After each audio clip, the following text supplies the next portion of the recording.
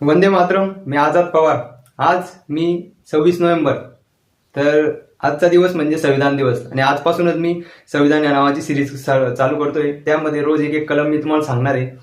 तर हे संविधान तुम्हाला म्हणतं की मैं तेरे हर तकलीफों का एक मुकम्मल जवाब हूँ, कभी वक्त मिले तो पढ़ना मुझे, मैं भारत का संविधान हूँ.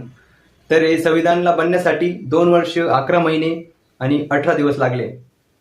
इतकं अनमोल आहे आपलं संविधान. जे स्वातंत्र्य सेनानी होऊन गेले भारतासाठी, ज्यांनी त्याग सॅक्रिफाईस केलं खूप, त्यांनी आपलं हे संविधान बनवलेलं आहे. खास करून जे ड्राफ्टिंग कमिटीचे अध्यक्ष होते डॉक्टर बाबासाहेब आंबेडकर.